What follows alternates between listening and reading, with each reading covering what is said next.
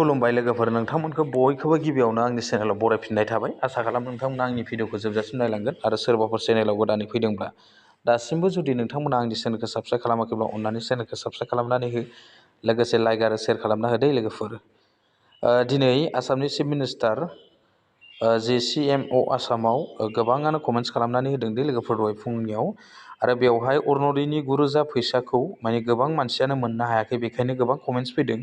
दा बे कमेन्ट्सनि थाखाय आं नोंथांमोननो गोदान बेलासि समाव मोनसे आपडेट लाबोफिनबाय, आरो बेवहाय गोबाङानो बिनि एप्लिकेसनखौ लिरनो रोङाखै लोगोफोर, आरो गोबाङानो इंलिसनि एप्लिकेसन बिदों, बेखायनो आं इंलिसनि एप्लिकेसन लानानै फैदों लोगोफोर। नोंथांमोना नायलांबाय थाबानो जाबाय, आरो बेनि एप्लिकेसनखौ आं आंनि डिसक्रिपसन बक्सआव होनानै दोनखादों लोगोफोर। नोंथांमोना बे डिसक्रिपसन बक्सआव थांनानै बेनि एप्लिकेसनखौ डाउनलड खालामनानै लाहैनो हागोन आरो लोगोफोर।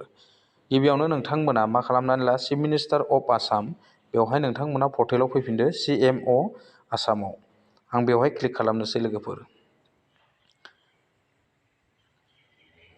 क्लिक खालामखांनायनि उनाव नोंथांमोनाव बेयाव चिफ मिनिस्टारनि जि पर्टेल बियो अपेन जागोन दे लोगोफोर। Welcome to the portal of Assam chief minister बियो अपेन जागोन। दानिया नोंथांमोना गोरोन्थि खालामनो हादों लोगोफोर, नोंथांमोना बेखौ नोंथांमोननो फोरमायखाबाय। नैबेहाय आगसिखै थानाय जि पेज, बे पेजाव नोंथांमोना खनसे क्लिक खालामनांगोन आरो लोगोफोर। आं बेवहाय क्लिक खालामनोसै।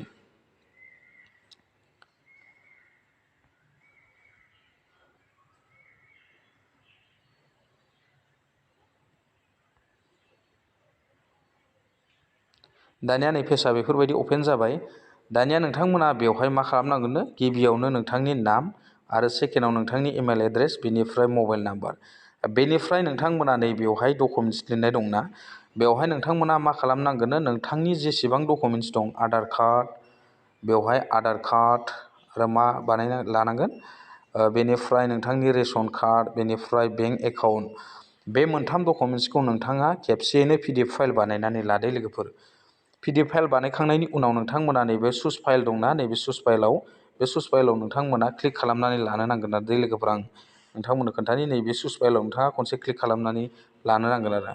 बेनिफ्राय नोंथांनि गेलारिया अपेन जाहैगोन। गेलारिया अपेन जानायनि उनाव, जाखांनायनि उनाव नोंथांनि जेसेबां डकुमेन्ट्स बियो बेवहाय श' जागोन। बेनिफ्राय नोंथाङा जि डकुमेन्ट्सखौ बेवहाय PDF फाइल बानायनानै लादोंमोन दे लोगोफोर, बेवहाय नोंथांमोना बे डकुमेन्ट्सखौ नै बेवहाय आपल'ड खालामबानो जाबाय लोगोफोर।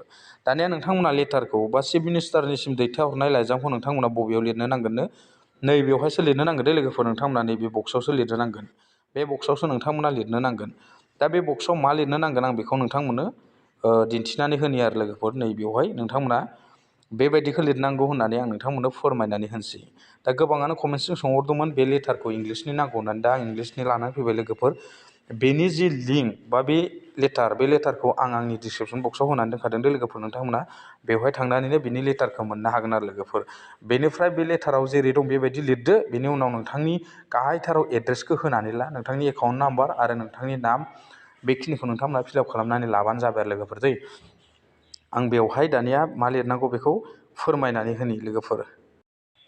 दानिया नै लोगोफोर, नोंथांमोना बेफोरबायदि लिरनानै लाबानो जाबाय दे लोगोफोर। नै बेयाव दं, the honourable chief minister of government of Assam, Dispur Guwahati 781006 Assam India, बेबायदि लिरदो। बेनिफ्राय साबजेक्ट नोंथांनि रायथायाव लिरनानै लाबानो जाबाय, कमप्लेन रेकर्डिं द नन reception of the 9,000 under Orunodoi 3.0 scheme, बेबायदि लिरबानो जाबाय लोगोफोर। बेवहाय आं जेरै लिरदों दे, आं फरायजोबलायला लोगोफोर, नोंथांमोना बेफोरबायदि लिरनानै होबानो जाबाय। बेनिफ्राय गाहायाव नोंथांमोना मा खालाम, गाहायथाराव नोंथांनि नाम आरो नोंथांनि एड्रेस, बेखौ बेवहाय फिलआप खालामनानै ला, लोगोसे एकाउन्ट नाम्बार, लोगोसे आधार कार्ड नाम्बार, बेफोरखौ गासिबो नोंथांमोना गाहायाव लिरनानै लाबानो जाबाय फारि फारि। बेनि उनाव फिलआप खालामखांनायनि उनाव नोंथांमोना जेरै लिरदों बेबायदिसो लिरदो बे बक्सआव, अब्लासो जाहैगोन दे लोगोफोर। आं बेखिनिखौ नोंथांमोननो फोरमायखाबाय। आं गाहायाव डिसक्रिपसन बक्सआव बिनि जि एप्लिकेसनखौ नोंथांमोननो इंलिसनि लिरनानै दोनखानाय दं दे लोगोफोर। नोंथांमोना बेवहाय थांनानैनो बेखौ कपि खालामनानै बेवहाय लिरफैनो हागोन आरो लोगोफोर। दा गोजोन्थों लोगोफोर, दिनैनि आपडेटआ बेखिनियानोमोन। थेंक इउ, नेक्स्ट भिडिअआव लोगो मोनगोन।